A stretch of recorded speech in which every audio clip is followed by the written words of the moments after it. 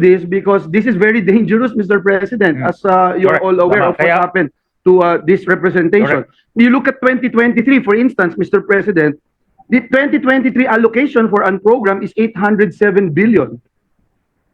In 2024, the allocation for unprogram is 731 billion. Would that be a correct statement, Mr. President? Tama po. Mr. President, now you look at the released funds. Released funds for 2023 is 332 billion pesos. Released funds in 2024 is 531 billion pesos under unprogrammed funds, Mr. President. This did not pass through the House or the Senate. Doon po sa 2023, flood control, 60 billion po yung nakalagay doon. Flood control lang. 2024, 155 billion. Unprogrammed. Release po ito, Mr. President. I'm not talking about allocation. Again, 244 billion released under DPWH, 155 billion flood control. Ang total release is 531 billion. Mr. President, Alan Cayetano, sir. Good afternoon, Mr. President and dear colleagues. Thank you for being here today. Question lang po, ano po yung motion na December 6?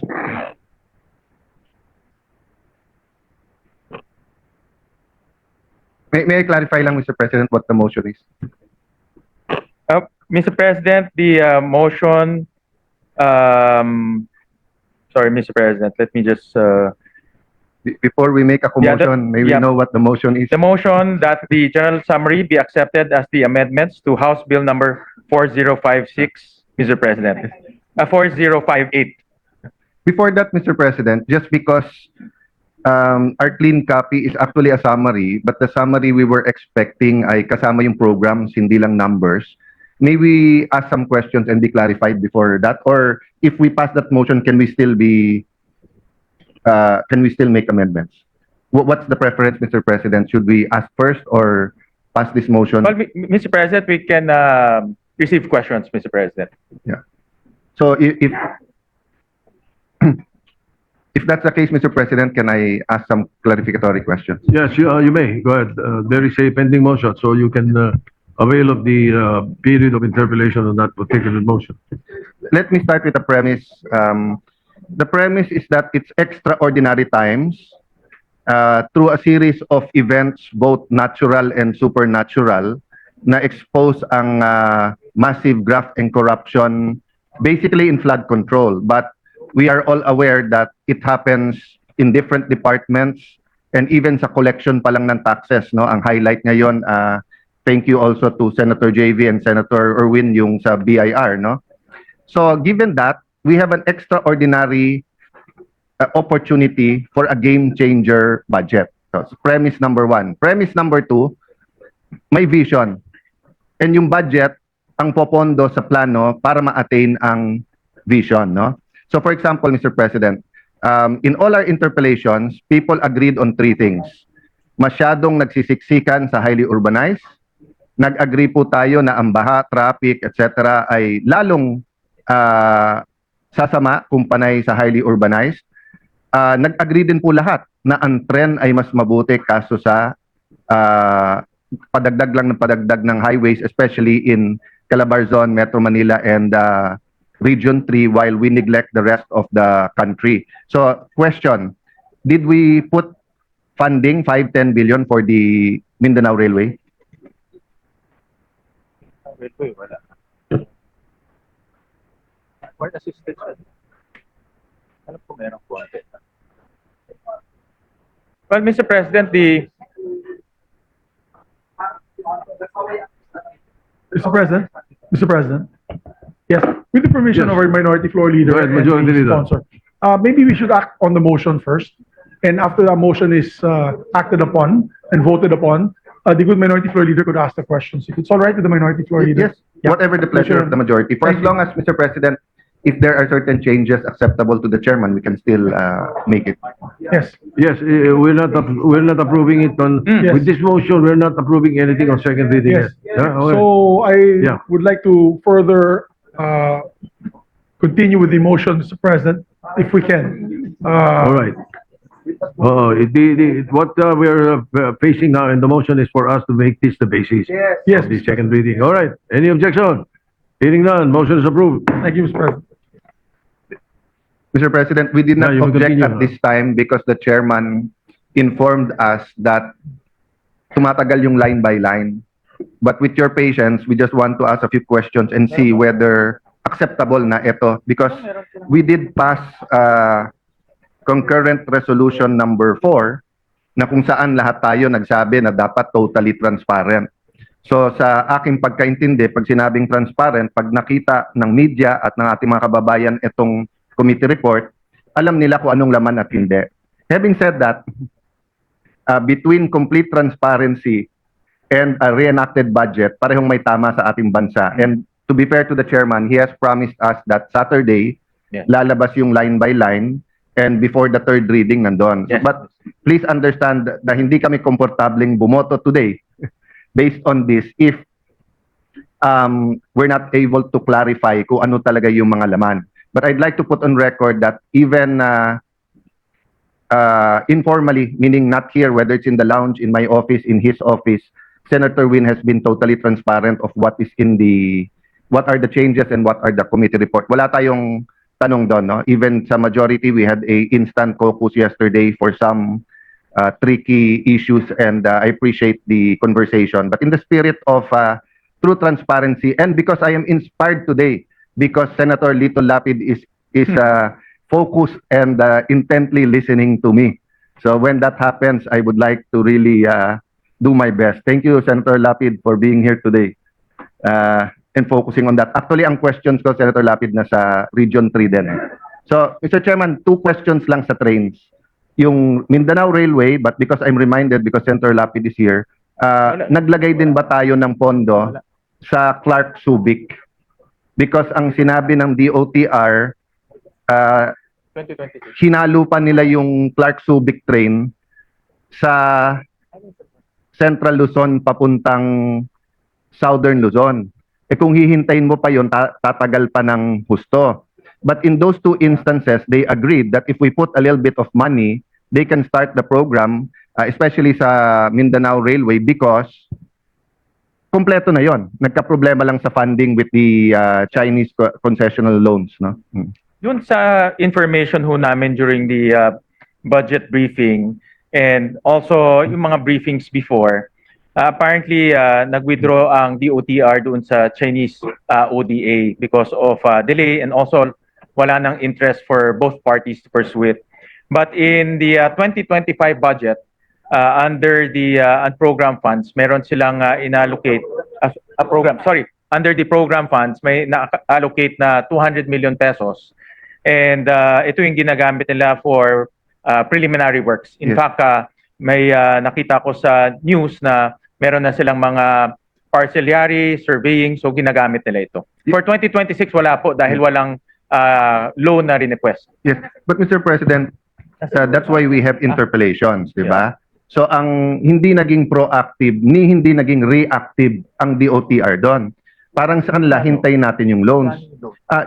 Ballpark lang, magkano ang total cost ng subway sa Metro Manila? Okay. Sorry, may dagdag lang po ako, Senate Minority Leader. Sa 2026, merong 1 billion for the Mindanao Railway under GOP counterpart. Ang wala lang doon yung loan. So they're expecting hopefully na magkaroon ng loan in the next few. I'll not next year, belabor the point, 2026. Mr. Chairman, Mr. President, but just to give you a apples-to-apples comparison, magkano po in general yung ballpark figure ng ating Metro Manila subway? It's about 500 billion ba? Alam ko mga ano ho yan, mga, if my memory serves me correctly, mga 400, parang 400 billion dollars. Okay. 400 So- billion dollars. Sorry, $4 billion. $4 billion. Yeah. So mga 200 billion, Billion pesos. Yeah, Okay. more or less. Mga Sa phase 1 ng Mindanao Railway, it's 100B. And they said that if they get 10B, they can hit the ground running. So what is 10B compared to the 6.7 trillion at meron tayong unprogrammed na 170. So if you want, lagyan natin ng 5B sa program, 5B sa unprogrammed, although we're against the unprogrammed. But my point is, Mr. President, hanggang kailan maghihintay yung mga taga Mindanao na alam naman natin pag sinabi mong next year, loan pa lang yon, that's another 2-3 years. Then another 2-3 years bago ma-implement. But they said because nga nag-pull out lang yung financing, Chinese funding, everything is ready. And even if they get funding from whether the Japanese or the Koreans, the Australians, wherever, no? May 25% counterpart pa rin naman, which is 25 billion. So they did not put any, there's no hesitation in their part. Tinanong ko diretso, kung bibigyan namin kayo ng 10 to 25, kaya nyo na ba simulan? Yes. So in fact, I would even say, why doesn't the Maharlika Fund invest there? O why don't we package it sa ibang mga oligarchs natin na kung kukuha kayo ng mga highway na gagawin yung tollway, pero eto naman, ano yun yung rent. But ang point, Mr. President, this is such a great opportunity. Nalagyan natin ng 5-10 billion. Let's not let this opportunity go away. Yesterday, we were speaking about 50 billion. We were talking about certain pricing. 1 billion. So meron tayong leeway doon eh, 'di ba? So may I appeal to the chair that whether it's 5 sa program, 5 sa program, let's show Mindanao na despite the politics that is going on, hindi sila casualty sa politics, 'di Ako ba? ay support po yung Mindanao Railway dahil alam po natin na ang Mindanao is our food basket. Diyan po talaga nanggagaling marami sa ating mga produce at ang weather ho nila relatively smooth throughout the year. Pero ang transportation logistics, mahal din eh kung hindi ho gagawin yung ating railway system. So magandang idea ho yan. I'm not that sure, Mr. President, about yung pagtaas ng population sa home city mo, no? But kaming magkatabi, Muntinlupa at saka Taguig, ano kami, two of the highest in Metro Manila, and I think in the country. And basically, lumilipat is from Central Luzon, from Bicol, from kayo. Visayas, Mindanao. Kasi nga, pag nakitang may trabaho, may libre ang edukasyon, hinahatid sa bahay yung mga gamot, di ba, lumilipat dito. But you know, if we start building the railway, I'm 100% sure yung ating mga mall owners, yung mga land developers, will start their development kung saan yung mga stasyon ng tren eh. So, it will be such a good sign in the midterm, no? I'm a little bit cautious kasi of administration starting something pag last year na nila eh. For many reasons. I mean, sa first year ng Marcos administration, the former DOTR secretary, parang biglang delay yung sa subway sa Metro Manila eh, di ba? So from having stations opened in 2026, naging 2027, naging 2028. Pag hindi mo administrasyon ang ginawa, ang daling ituro dun sa past eh, no?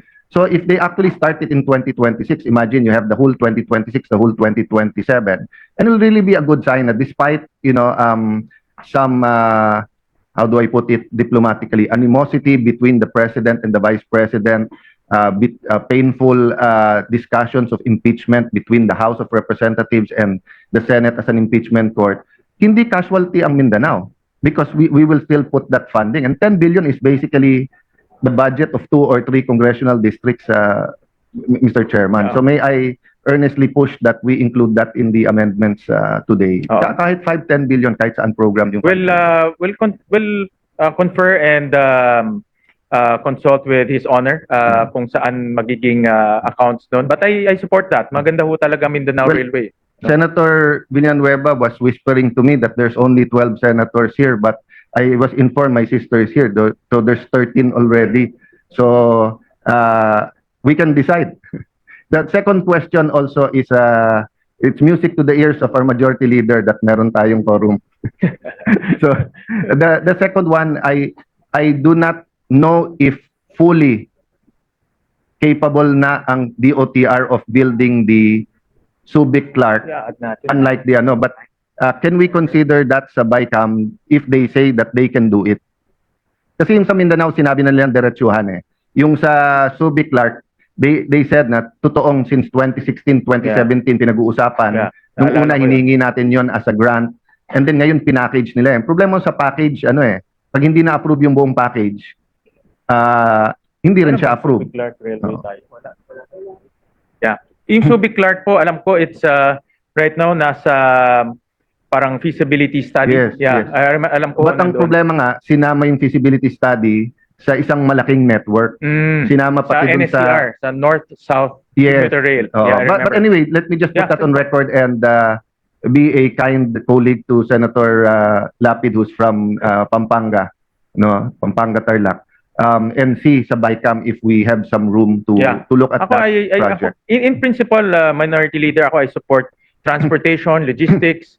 Talagang naghahabol lang tayo. In fact, yung mga ginagawa ho natin ngayon, it's just playing catching Yes. up. So I support that. Mr. No, and I will tell you why. It's because of our experience in Fort Bonifacio or BGC. Imagine, ang buong Fort Bonifacio is over 500 hectares, ang BGC is 100 hectares, but look at the development. Samantalang ang Clark is between 27,000 to 30-something thousand hectares, depende kung isasama mo yung mountainous areas, Puera pa Subic. So if you can really fix you have a beautiful international airport in Clark, you have a deep port in Subic. Subic is very not only symbolic but important in our fight sa West Philippine Sea, di ba? It's in the future, pwede talagang ayusin ng ating Navy yon. So if you really have a train Yeah, tama ho kayo. for goods and people between Clark and Subic, even yung synergy na inimagine ng mga Amerikano when they built it in the late 1800s, early 1900s, can be fully utilized if we have that, no? Tama. But yun nga, natatakpan ng mga, how do I say it, no? Yung mga mas urgent. So I think these two railways, Yeah. Mindanao and Subic Clark, are both as important as others like the subway. But sometimes kasi pag napapanood mo sa news araw-araw na traffic, nagiging mas urgent yung iba. Pero actually in terms of importance, magsing importante sila. In fact, I would argue it's even more important because if people move, ang ganda-ganda ng Bulacan, Tarlac, Pampanga, Nueva Ecija. So, but ang problema nga is the infrastructure, Mr. Chairman. Yeah. So, Mr. President, ako, sinusuportahan ko itong railway system natin. And conceptually, Mr. President, we will support that in the budget. Ang i-consult ko na lang ang ating minority leader in DOTR on how much to put para malaman natin na magagastos ho nila. For Subic Clark Railway, for 2026, meron ng right-of-way fund under BCDA of amounting to 70 million pesos. Okay. So meron na rin silang intention to start the right-of-way acquisition for both projects actually. For Yes. both projects. So, the next question is unprogrammed funds. No, you were telling me yesterday, Mr. Chairman, and let me give you that opportunity that although the majority wishes to keep it or the palace wishes to keep it, because in my research before 2022, walang unprogrammed walang ganun release, no? And you confirmed to me that in the past 3 years may unprogrammed pero lump sum. Yung sagip portion. Meron Yes. meron doon unprogrammed sagip. At itong sagip portion is lump sum, no? And not to use this as an opportunity to defend my colleague Senator Joel, but you know it's a little bit crazy that you have that fund that it's actually the executive that can release, but a district engineer is claiming that he can have it released for a senator without the senator knowing it. So I leave that to those investigating, but I'm just stating for the record na nakakabuang isipin na pwedeng ganon. So, my first option is to ask na tanggalin to. But if we keep it, the chairman was telling me he has some reforms and some special provisions to make sure that it will not be abused and it will not, because I don't want, let me make it clear, I don't want it to be a black hole. No. Yeah, Tama ho kayo dyan. Can you imagine if it's a black hole, then pag may na-release, anyone can say, si Governor ganito yung nagpa-release. Si Senator ganito nagpa-release. Si ganito pag-release. Wala kang kalaban-laban in this environment and in this in the present environment, no? Yes, go ahead, Majority Leader. I will always yield to you. So just to clarify, I just want to clarify, Mr. President, the query of the good senator, the minority floor leader. Ang usapan nga natin ay dapat wala ng unprogrammed funds. Kung meron bang naiwan unprogrammed funds, Mr. President, we will request the chairperson to tell us what the unprogrammed funds is going to be used for, like specifically. Kasi dyan po nagkaroon ng problema dito sa investigations na ito, yung scandals. I think the idea was dapat wala ng unprogrammed funds. But if the good sponsor can tell us what the unprogrammed funds are for, to be clear to all of us. Yeah. Then after that, Mr. Chairman, maybe I will yield, but I have some proposals. But if any of our colleagues have proposals specifically on the unprogrammed fund, I will yield, Mr. President. Kasi kung ma-solve natin to, major to for I'll be more than transparency. happy, Mr. President, to share with the body yung reforms na ginawa natin sa program. So dati ang program meron doong 11 line items. Ang para sa akin, pinaka-controversial na line item doon, yung item called SAGIP na in 2024, 225 billion pesos, in 2025, 160 billion pesos. Ito yung lump sum, Minority Leader. So for 2026, tinanggal na natin to. From 11 items, reduce natin to 7, of which 3 are considered cash, the 4 non-cash. So the 3 considered cash are yung foreign assisted projects, yung GOP counterpart, at yung AFP modernization program. So yeah, yung breakdown. Yung 4 na items are non-cash. They just need book entries para ma-record sa libro ng mga agencies. No, for example, for 2026, ang foreign assisted is about 97 billion pesos. Ito yung lahat ng mga loans na lalabas for 2026. Yung GOP counterpart of those loans is about 35 billion pesos. Tapos yung AFP modernization 30 billion pesos. Yeah. So, So wala na po yung sa gift for yeah, 2026. if the good chairman, If with the indulgence of our minority leader, may I be allowed to intervene, Mr. President, distinguished colleague? Distinguished colleague, you were saying yung sagip, it's just because that's just one component that I'm looking at Yes. when you talk about the unprogrammed funds, Yes. when you talk about the entire DPWH fund. But the DPWH fund is such a big component po eh. Iba-iba po, no? Yes. If I'm not mistaken, in the recent years, may DOTR, DSWD, and DepEd would receive the largest share. Correct. And mostly for capital outlay and infrastructure projects. Is that correct, Your Honor? Tama. Yeah, Your Honor, ngayon ho, 2025, and as mentioned already by our minority leader, this representation is very much interested in looking at this item in the budget, and I have been lobbying with our fellow senators here to look into this because this is very dangerous, Mr. President, as you're Correct. all aware Tama. of what Kaya- happened to this representation. Correct. You look at 2023, for instance, Mr. President, the 2023 allocation for unprogram is 807 billion. In 2024, the allocation for unprogram is 731 billion. Would that be a correct statement, Mr. President? Tama po. Mr. President, now you look at the released funds. Released funds for 2023 is 332 billion pesos. Released funds in 2024 is 531 billion pesos under unprogrammed funds, Mr. President. This did not pass through the House or the Senate.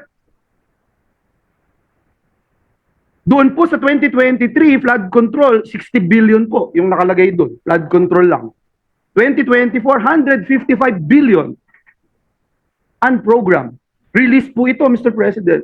I'm not talking about allocation. Again, 244 billion released under DPWH, 155 billion flood control. Ang total release is 531 billion. Mr. President, what measures or safeguards are we looking at now? Because if this is the case, Mr. President, and we feel that if this particular program of the government is important, then we should not put it under unprogrammed, Mr. President. Well, Mr. President, the safeguard is to remove it completely. So in 2026, we removed it completely, Mr. President. In 2026. Yes. Because in the committee report that we're just talking about, there is a unprogrammed appropriations for 174 Yes. billion, Mr. President. That's why the component of those unprogrammed is foreign assisted projects of 97 billion pesos, GOP counterpart of those foreign assisted projects of 35 billion pesos, and the AFP modernization program of 30 billion pesos. That is that is satisfying, Mr. President, Yes, to hear Mr. President. from our chairman, and that is why we need this. Correct. We need this data, Mr. President. We cannot just rely on summaries, Mr. President, because if that is the case, I will definitely not support the unprogrammed item here in the budget, Mr. Well, President. Mr. President, that's why during the Blue Ribbon hearing, we lumabas po doon kung paano po naabuso yung unprogrammed, and His Honor knows about abuses that were made during the past. Kaya po tinanggal na po yung mga ibang components, especially po yung sagip. No, yun po yung tinanggal dahil yung sagip parang ginawa ng parang catch-all fund for all of the different expenses of government. Nandun na infrastructure, nandun na rin po yung kagaya ng sinabi niyo, yung DSWD, meron pa nga doon ICT, so naging catch-all na siya. But definitely nagastos po yan. Malaki doon na portion nagastos for infrastructure, especially flood control, Mr. President. Thank you very much, Mr. President. And that's really why I am allergic, Mr. President, to unprogrammed funds. Because any Tom, Dick, or Harry can actually pinpoint anyone, a senator, for instance, that you would know after 2 years that you are part of the unprogrammed funds. Mr. President, just to put on record, Mr. President, ang unprogrammed funds, doon po sa mga pinapasa nating GAA, meron po siyang provision. Hindi ho ba na hindi ito kayang i-access ng isang tao lamang, gagawa ng proyekto, at kagaya po nung sinabi doon sa Blue Ribbon Committee, naparelease po niya, Mr. President. Is that Tama. correct, Mr. President? Tama po, doon sa mga previous. We also... Do we have it still in, no, we don't in have that anymore. in this particular Wala na po 2026 kasi limited budget? na ho yung use ng unprogrammed to foreign assisted projects and revised AFP modernization. But we have a provision for the release of these funds, Mr. President, that indeed we usually put in our GAA that if there are excess revenue collection, new revenue Yes. collection, will that be part of this 2026 Yes, Mr. President, GAA? because that will be used to fund the foreign assisted projects and also the modernization program. Yes, and I agree, Mr. President. And just to put again on record, nandyan po, Mr. President, excess revenue collection, new revenue collection, or those arising from new tax or non-tax sources, at yung approved loans for foreign assisted Tama projects. ho Is that kayo. correct? So again, Mr. President, it strengthen the idea on how we can access unprogrammed funds na hindi po ito maaabuso Tama at ho hindi kayo. po pwedeng i-claim ng kahit sino o isang individual na tao. Actually, Mr. President, His Honor's experience led to these representations, really reforming the unprogrammed. Talaga hong naabuso ho yan in the past. If my memory serves me correctly, yung 2024, ang flood control lumabas mga around 25 billion. It's actually 155 billion, Your Honor. Oo, The tapos flood sa control. 2020, from the unprogrammed, this is Yes, only this is from the just for the unprogrammed, Mr. In President. 2025, if my memory serves me correctly, mga 85 billion yun eh. So talagang nagamit ho for flood control, kaya tinanggal na ho natin yan based on your experience. Mr. And this cannot be released by anyone, Mr. President. It Ito- has to be passed through the Department of Finance, the Department of Budget and Actually, the Management. BBM lang ho ang nagre-release, Mr. President.